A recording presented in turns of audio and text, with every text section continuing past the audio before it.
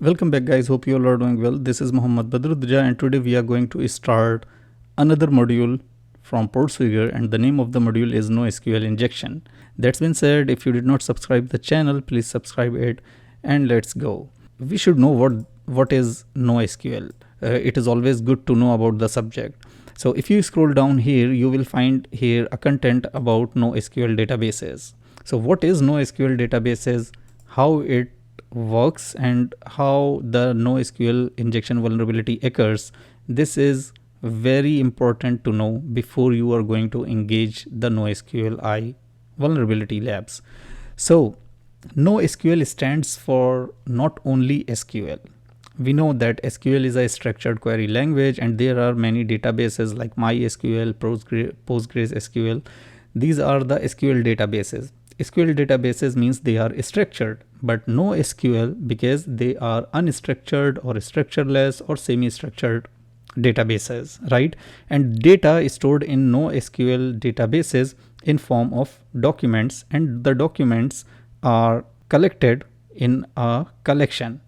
But once, there is no table, there is no rows and columns, there is no table concept, there is no primary key and foreign key. Fine. So that's why these databases are known as non-relational database management system. As you know about the SQL databases, they are known as RDBMS, which is relational database management system. Because there is a relation between the tables, foreign and primary, there is a primary key and there is a foreign key, and both of those tables connected by those keys. But here there is no concept of primary key or foreign key. Okay, and all the data set is stored in the form of documents, and further all those documents are collected in a collection. Within this collection, the same schema type documents should be there. Like for a student there is a collection, for products there is another collection. So this is the thing. And why we use NoSQL databases? So because it is horizontally very scalable and is possible to handle large volume of data. Like SQL databases, user interact with data in NoSQL databases using queries that are passed by application to the databases. So if you are using some APIs or application which is calling the data, so of course they are going to write some queries, and through those queries they are going to grab the data.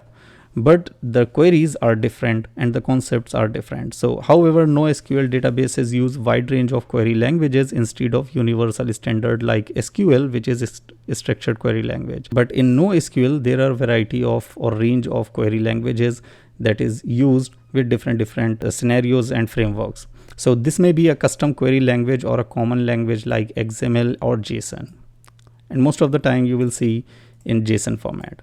So there are 4 types of database models of NoSQL. The first one is document store. The second one is graph databases, key value stores, and wide column. So as you can see here, document store, key values, and wide column, graph database. And the most common type and most simple type of data store is key value store. Why? Because there is only a key and its value. So whenever you need to call a specific data, you need to call its key. So each data field is associated with a unique key string. Values are retrieved based on the unique key. And the example of key value stores are like Redis and Amazon DynamoDB. Fine. If you talk about the document stores, as well as the name is concerned, the data is stored in the form of documents, and this is semi-structured documents.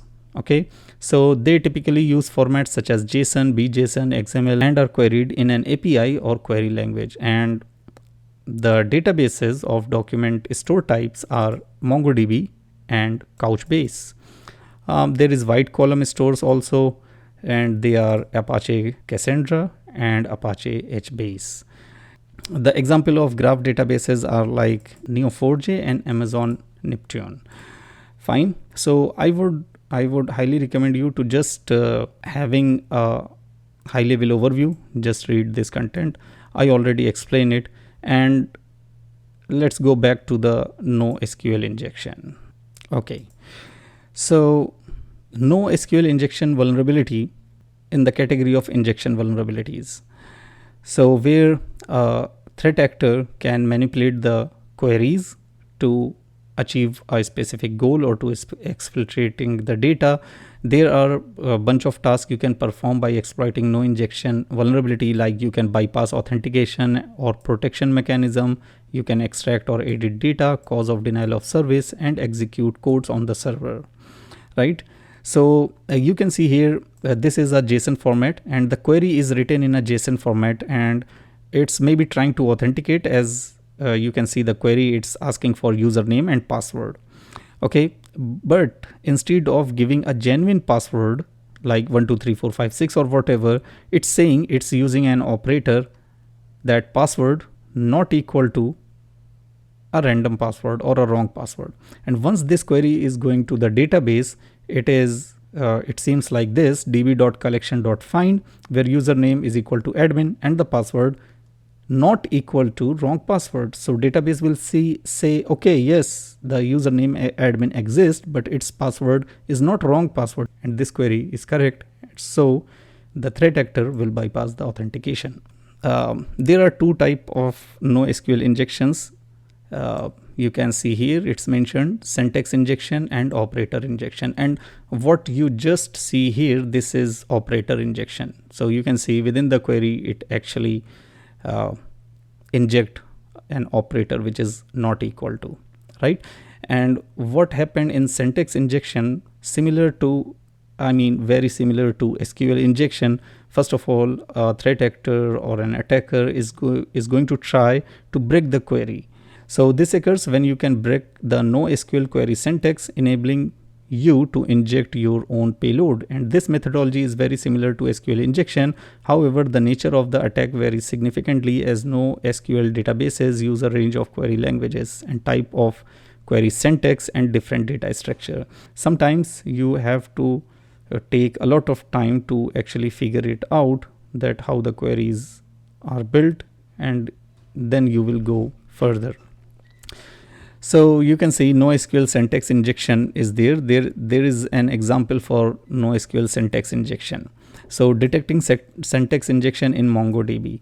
Okay, so in MongoDB you can see there is an application and a user is trying to access the category or search the category of the products by name Fizzy, right?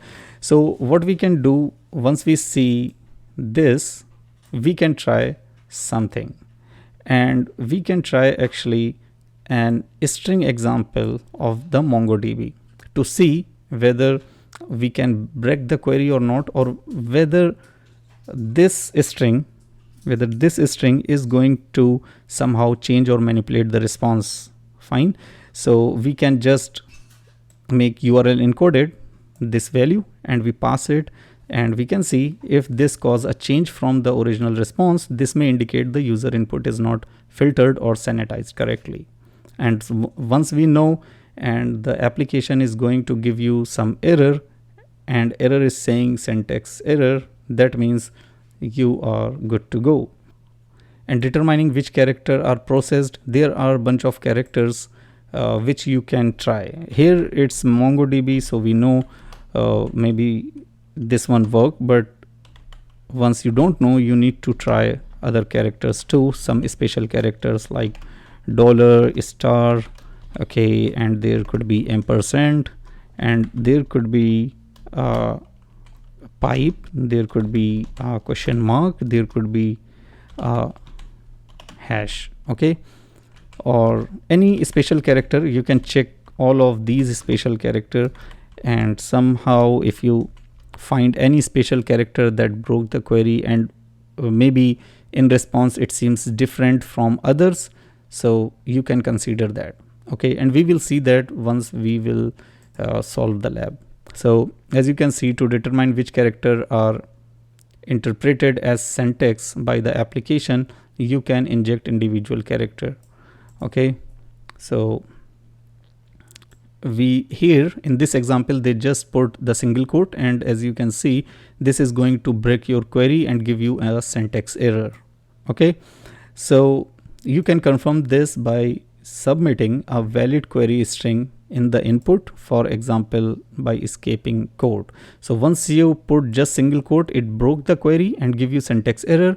And if you want to check further, you can just use a escape character, and this, once you put this escape character and you get the normal response, that means there is no syntax error, that means the application is vulnerable for the injection attack.